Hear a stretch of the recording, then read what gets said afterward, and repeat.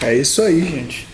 Saudações aí para nós, estamos tudo presos por causa desse bendito desse coronavírus. Eu não estou preso, estou tendo que trabalhar na escola, mas não sei nem porque eu não pensei nisso antes. Vou ficar gravando umas aulas aqui para ajudar quem precisar. Vou ver se eu consigo gravar aula de vários temas, e aí quem vê aí pode até pedir tema nos comentários. Então, bom, essa primeira aula que eu vou gravar é sobre o método científico hipotético dedutivo. Tem esse nome de método científico hipotético e dedutivo, ou então método científico clássico. Isso aqui é um modelo a ser seguido. Muitas vezes, para muitos casos, inclusive agora, como é o caso aí dessas pesquisas, né, tentando desenvolver tratamento para coronavírus, muitas vezes não é possível fazer igualzinho a receita que tem aqui, tá? Seguir essa receita aqui perfeitamente. Mas ele é um modelo a tentar, pelo menos, ser seguido, porque funciona muito bem, tá? Para descobrir as coisas ditas científicas, coisas sobre o mundo natural. Nem tudo você precisa seguir método científico para saber, para ter conhecimento. Eu, por exemplo, eu sei que eu estou aqui agora e que ali tem uma câmerazinha na minha frente. Eu não preciso fazer um experimento para testar isso, tá? Mas muitas coisas é melhor que você faça, tá? Para você poder embasar melhor o seu conhecimento. Pois muito bem, esse método científico hipotético dedutivo, a primeira coisa que nós vamos ver sobre ele são algumas definições. Tem esse nome aí de hipotético dedutivo porque no meio do caminho, que nós vamos ver aí, vai haver a elaboração de hipóteses e também vão se tomar ou tirar, dependendo de como a pessoa chama, deduções, mas isso aí a gente vê posteriormente. Então, a primeira parte aqui é ver algumas definições de termos. Então aí você pode dar se estiver vendo no celular, pode tirar foto da tela do celular, ou se estiver vendo no computador, pausa para anotar. Sempre é bom anotar também, tá, gente? Não é bom só ficar passivo vendo, não.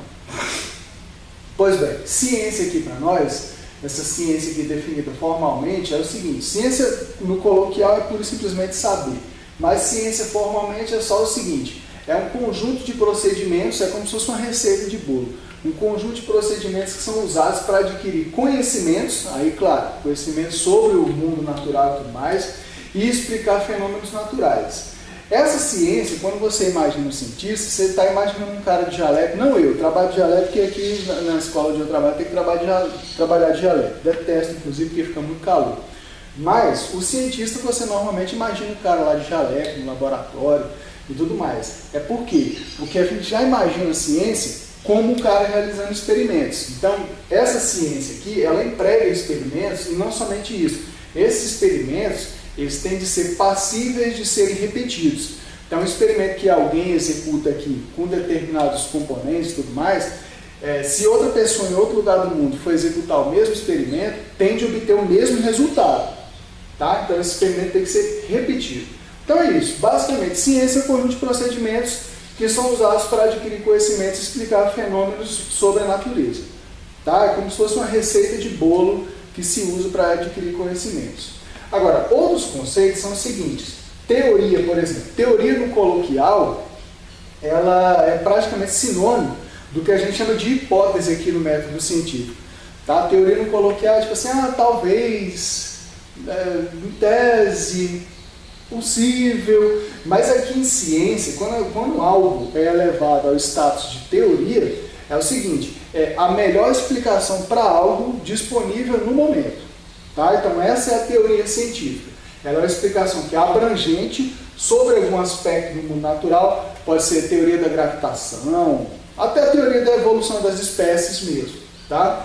Que é baseada em boas evidências. Então, assim, ao longo do tempo foram sendo realizados vários experimentos, obtendo vários resultados, depois nós vamos ver, várias hipóteses foram sendo confirmadas. Então tudo isso aí contribuiu eita, coronavírus sendo espalhado aqui. Então tudo isso aí contribuiu para poder formar uma bendita de uma teoria, tá? Que de novo é uma explicação grande, uma explicação abrangente sobre algum aspecto do mundo natural. É a melhor explicação possível no momento. Agora, eu estou falando no momento. Amanhã, depois de amanhã, ou alguma coisa assim, pode surgir uma explicação melhor ainda. Então as teorias, elas vão, às vezes, sendo substituídas umas pelas outras, tá? Bom, a lei. Lei é uma coisa que você tem que seguir, né? Tipo, você não pode roubar, você não pode matar, você não pode enganar os outros aí, ser estelionatário, essas coisas. Agora, as nossas leis humanas que a gente inventa, você não deveria deixar de seguir, mas se você quiser, você deixa de seguir. A lei manda não roubar, mas se o cara quiser, ele vai lá e rouba. Agora, essas leis aqui da natureza, leis naturais, é o seguinte, é aquilo e acabou. Não tem essa possibilidade de não seguir, tá? Então, o que é a lei, basicamente? É a descrição de como um determinado fenômeno qualquer, dadas certas condições, sempre vai se manifestar da mesma forma.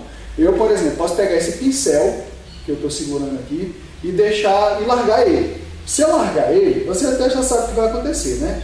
Ele vai cair a determinada velocidade, quando cair no chão vai fazer um determinado barulho e tudo mais.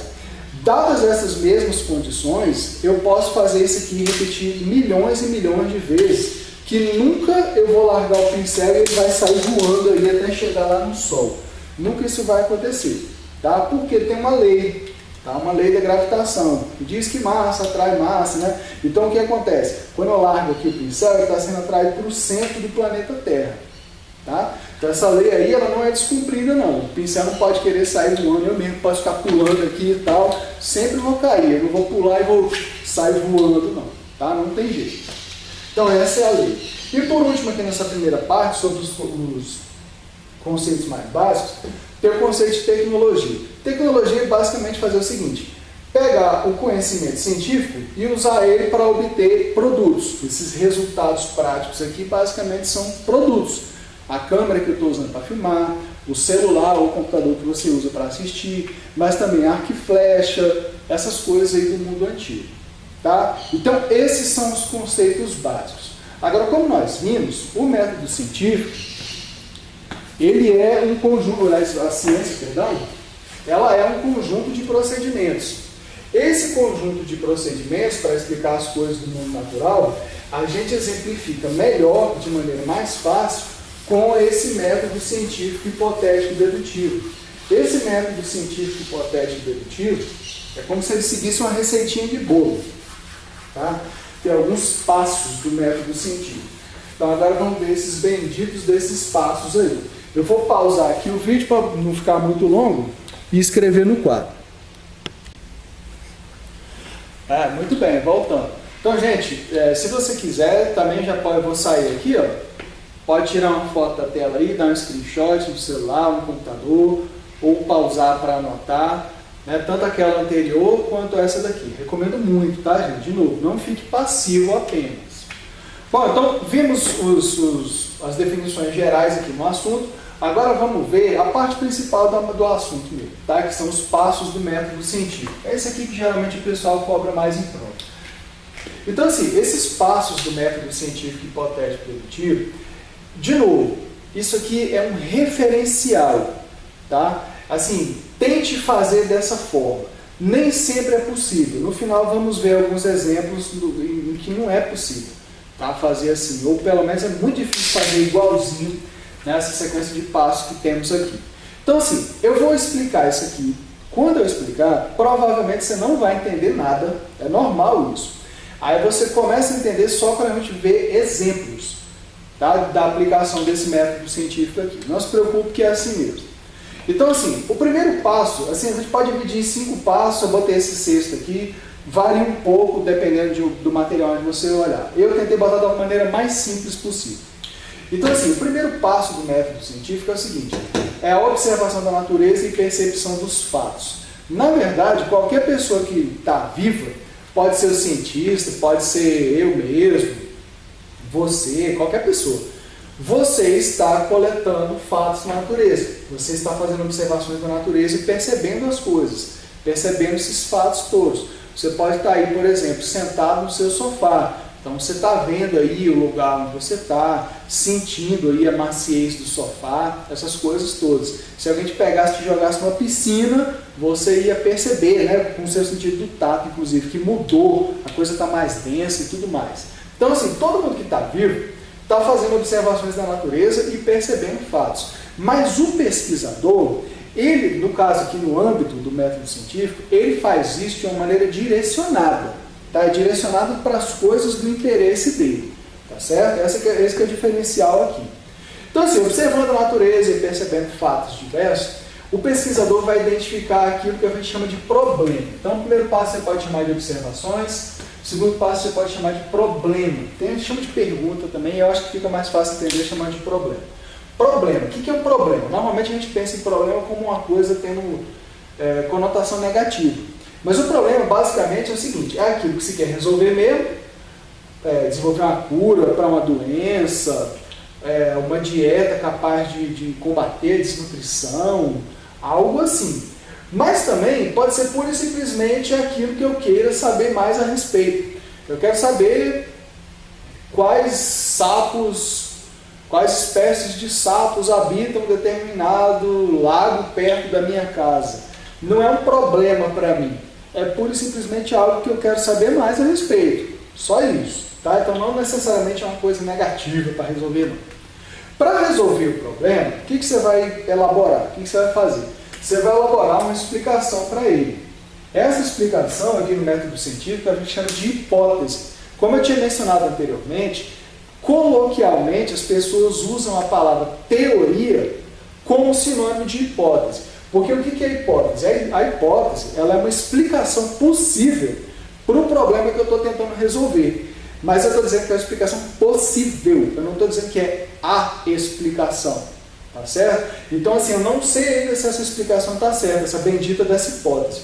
Para saber, para descobrir, o que eu tenho que fazer? Eu tenho que testá-la. Aí, testar a hipótese, a gente faz elaborando um experimento.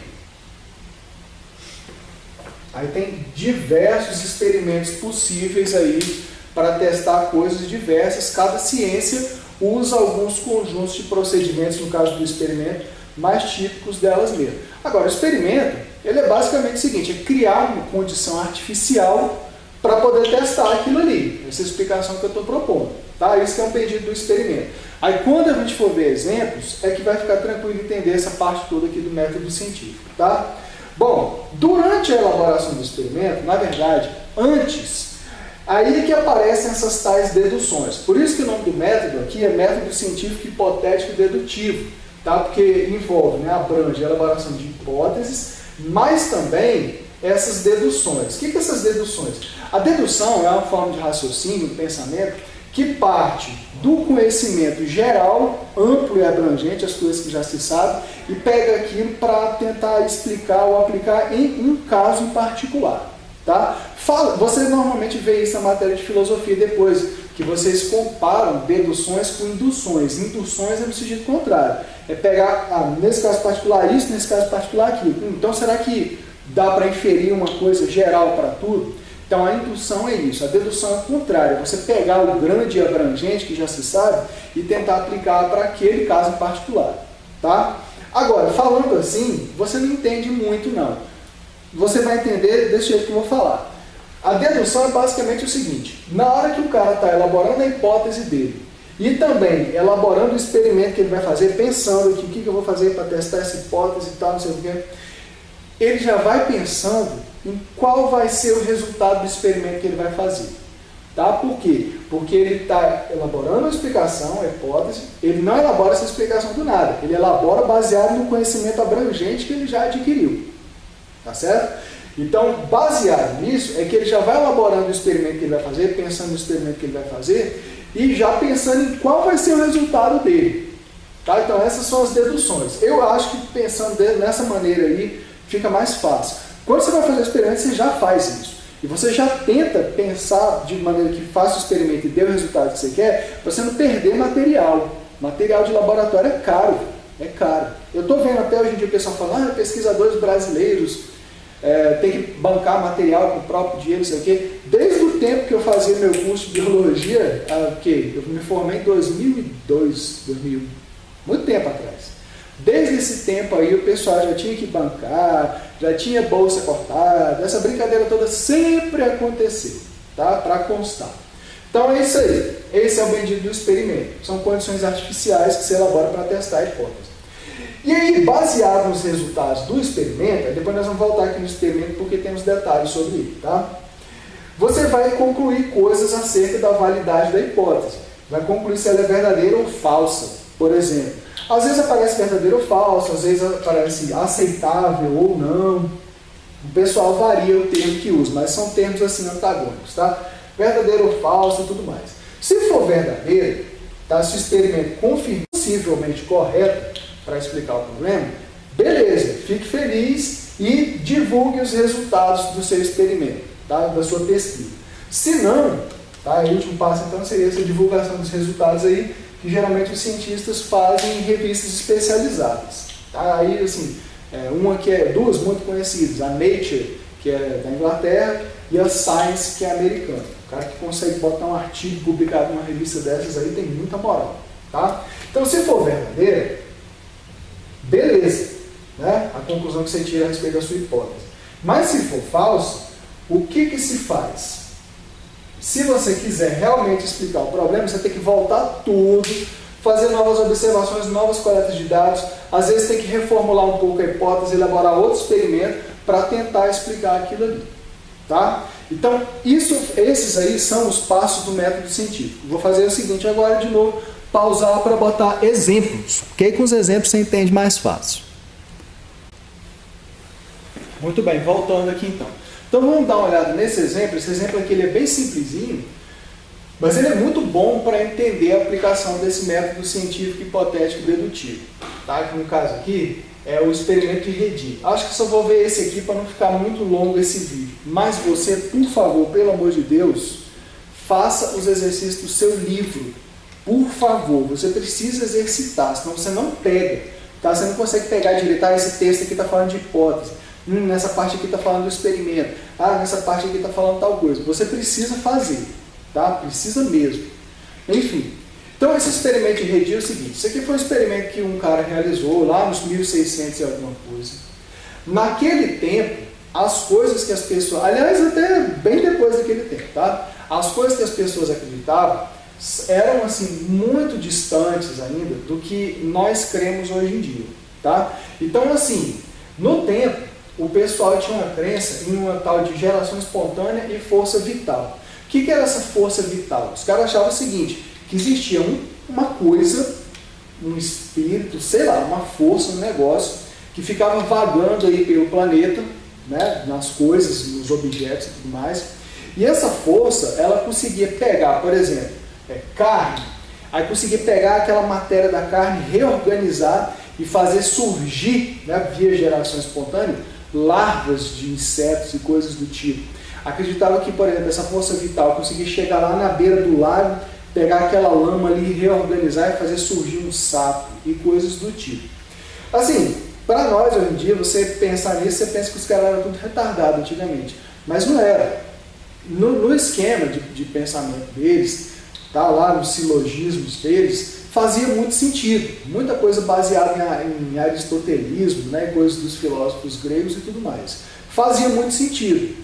Mas hoje em dia não faz mais. Por quê? Porque esse tipo de coisa foi desprovada ou refutada, digamos assim, com a aplicação do método científico. Então começou nisso aqui, ó, nesse experimento de Redin.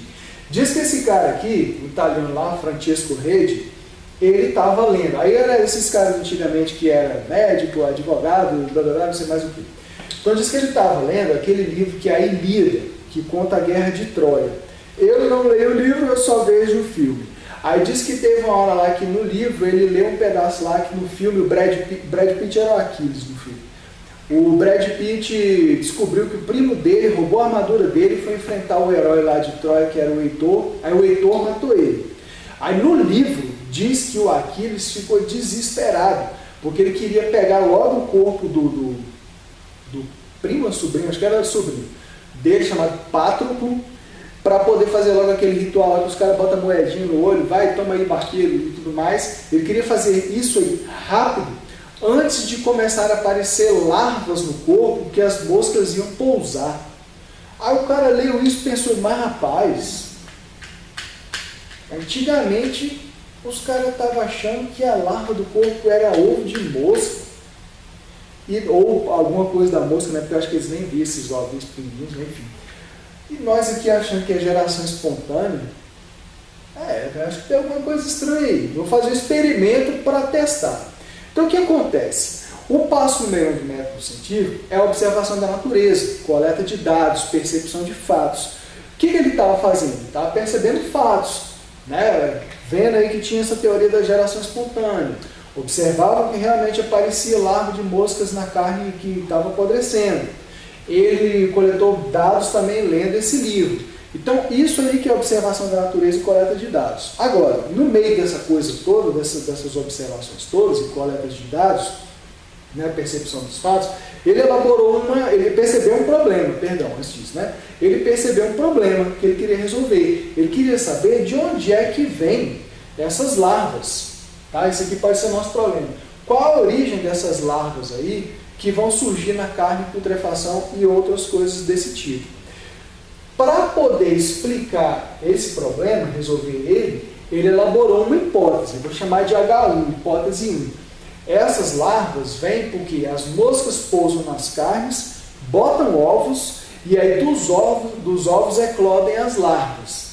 Tá? A outra hipótese, que era a crença que a galera já tinha, vou chamar de hipótese 0 aqui, é a da geração espontânea. A força vital vem, reorganiza a carne, a matéria orgânica da carne, e gera larvas e tudo mais.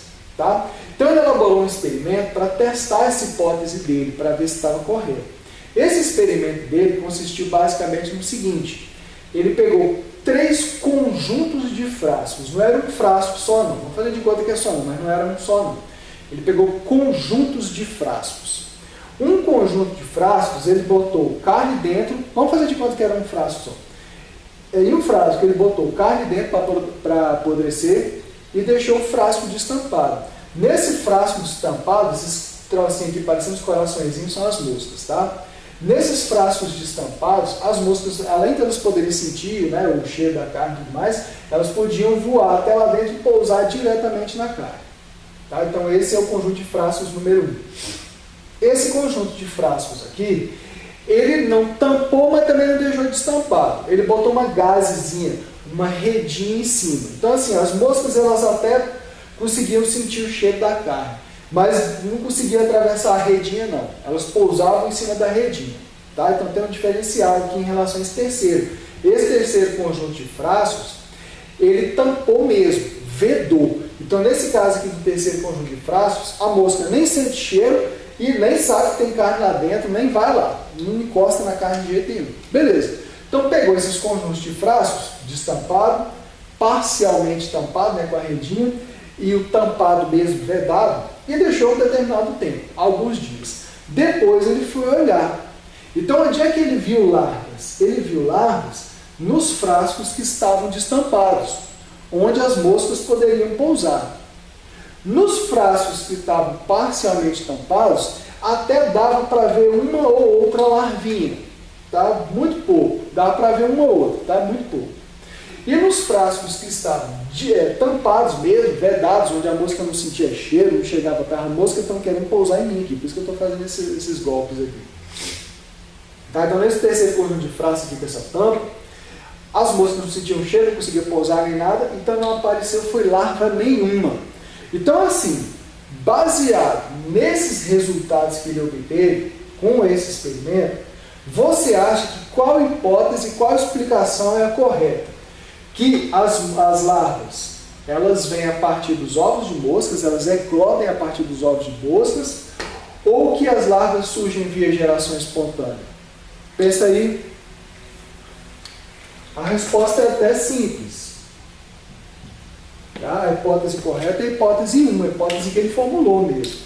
Tá? Com esses resultados aqui, a gente pode dizer que as moscas vêm, que as larvas, perdão, vêm dos ovos de moscas, elas eclodem dos ovos de moscas. Tá? Por quê? Porque onde as moscas puderam pousar e botar ovos, justamente, que foi esse aqui, aparecia muita larva. No frasco que é semi-tampado, a mosca só chegava lá em cima, sentia o cheiro, mas não pousava na carne. Só que um ou outro ovo que botava, caía lá na carne, como foram conjuntos de frascos, né? Aí ele ainda conseguia ver uma ou outra larva aqui. E no terceiro conjunto de frascos, que estava tapado, não aparecia larva nenhuma. Tá? Então, com esses resultados, a melhor explicação não é a da geração espontânea. A melhor explicação é que essas larvas aí, elas eclodem a partir dos ovos de moscas. Tá? Então esse foi o experimento, essa foi a aplicação do método científico. Esse aqui é bem simplesinho, acho bem fácil de entender. Outros seguem mais ou menos essa linha também. Tá? Agora, antes de prosseguirmos, olha só. Imagina que ele tivesse feito só o seguinte. Vou só tampar e se não aparecer nada, beleza, meu experimento é só isso. Em vez de usar esses outros conjuntos de frascos aqui, ele usar só um frasco tampado.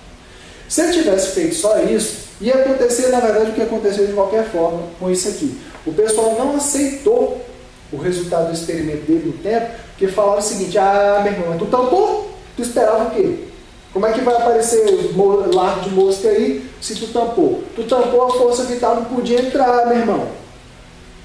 Essa foi a resposta do povo no tempo. Então, na verdade, esse negócio aqui de resolver esse negócio de geração espontânea ainda durou uns 200, 300 anos. Foi o Louis Pasteur que bem depois elaborou um experimento lá com os frascos, mais ou menos com esse formato aqui.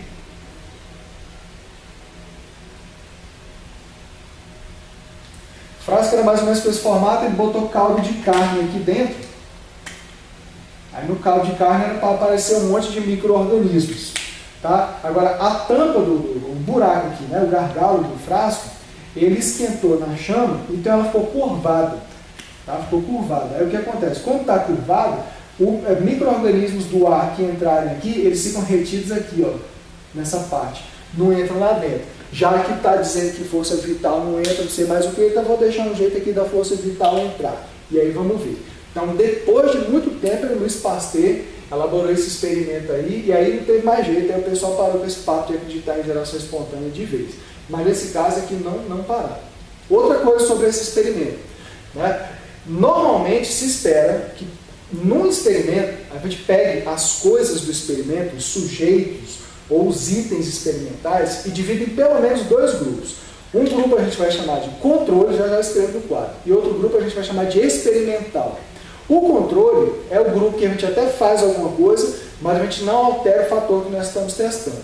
O experimental é o que a gente altera o fator que a gente está testando. No caso desse experimento aqui do Guidi, você pode dizer que o controle, não fazer quase nada no caso aqui, foram esses primeiros frascos aqui. Vamos ver se dá para vocês lerem aí, bem baixo assim no quadro. Esse aqui era o controle. Esses dois aqui foram dois grupos experimentais. Ele altera o fator que ele está testando. Já boto mais um exemplo aqui. Ou não, né? Senão a aula fica longa. Vamos pensar, eu já decido aqui. Então, assim, você usa esse negócio de grupo, controle experimental para você, no final, ter uma noção melhor da intervenção que você está aplicando no seu experimento. Você faz isso para ter essa noção melhor e também para eliminar hipóteses alternativas. Como, por exemplo, essa hipótese aí de que força vital não entrou dentro do frasco e tudo mais.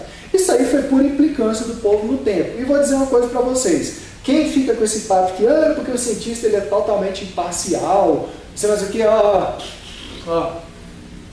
tudo garganta. Tem dinheiro envolvido? Tem prestígio? Tem like envolvido? Então não é imparcial. Acabou. Isso não existe no mundo real, gente. Não existe no mundo real. Você tem que elaborar uma coisa muito bem feita para convencer o número máximo de pessoas. Tá? É assim que funciona na prática mesmo. Na vera, no mundo real. Só que aí, essa treta toda que está rolando aí por causa de remédio para tratar a Covid. Né? Um rolo do caramba, nunca vi. Então, deixa eu pausar aqui. Aí eu vou só botar essas definições aí de grupo, controle experimental.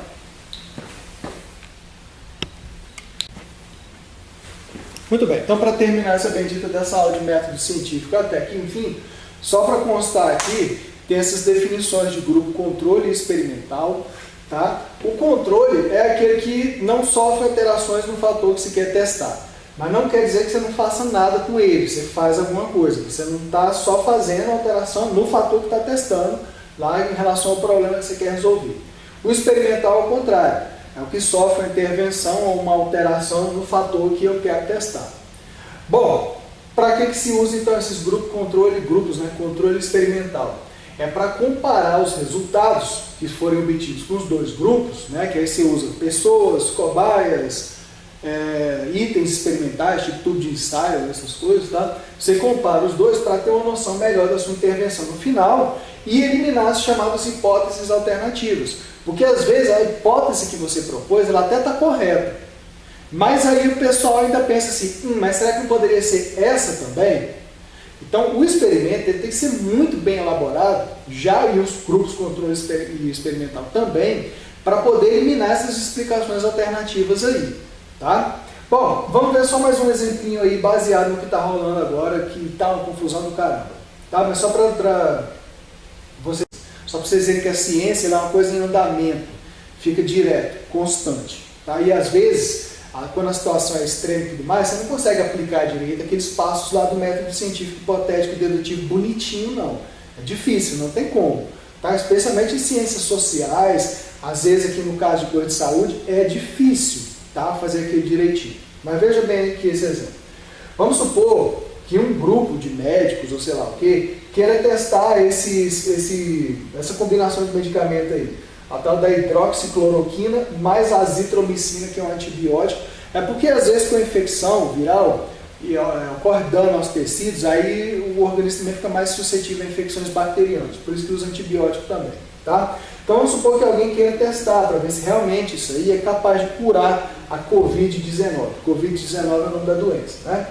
Então o que assim, no mundo lindo, perfeito, maravilhoso, o que se faria? Faria o chamado teste duplo cego. O que é esse negócio de duplo cego? Pega os pacientes, vamos supor que tenha 200 infectados pela Covid. Pega esses 200 e divide em dois grupos. Um grupo 1 vai ser o grupo controle, tá? Que não vai tomar um medicamento, vai tomar um placebo. Placebo é alguma coisa que eles vão tomar que a gente sabe que não tem efeito de nada, tá? Tipo a pílula de farinha, alguma coisa nesse sentido. Então 100 pessoas dessas 200 infectadas vão ser o grupo controle, vão tomar placebo. Outras 100 pessoas, as restantes, vão ser o grupo experimental mesmo, que vão tomar um medicamento que eu acho que cura. Então, logo aí você vê que tem problema nesses casos de medicamentos e cura de doença e tal. Porque você pensa, cara, se o médico está achando que tal substância vai curar a doença, poxa vida, hein? Vou escolher um grupo para dar a substância que eu acho que cura e outro grupo para dar pílula de farinha. É complicado, né? Essas questões éticas são complicadas.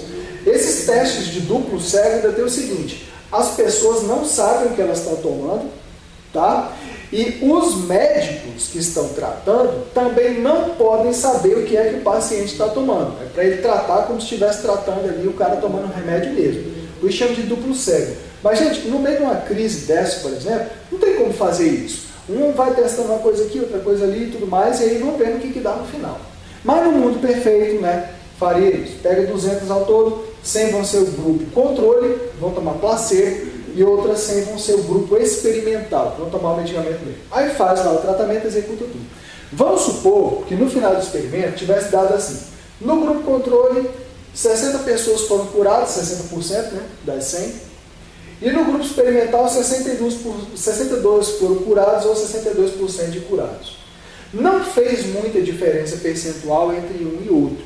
Então, nesses casos aqui, especialmente para nível médio, que é o que nós estamos vendo aqui, quando a diferença é pequena, você admite que a hipótese está errada. Vamos supor que a hipótese seja hidroxicloroquina com azitromicina cura a doença.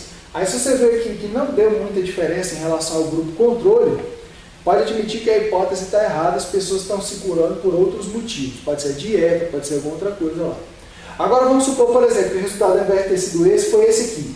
No grupo controle que tomou placebo foram 50 curados, e no grupo experimental foram 86 curados, né? 50% versus 86%.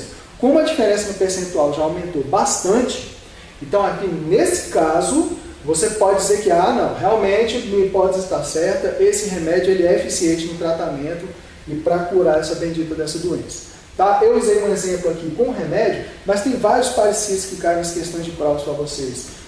Tem com nutrientes, faltar vitamina, ou faltar sal, coisas diversas. Gente, o que interessa?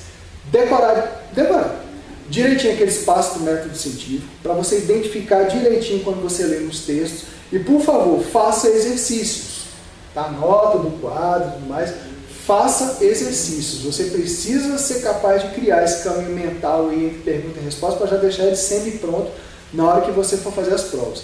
Ninguém fica forte se não fizer exercício de verdade. Tá beleza? Então, bons estudos. Vamos ver se eu consigo gravar mais vídeos aí, se ajuda alguém. Falou, valeu, até a próxima.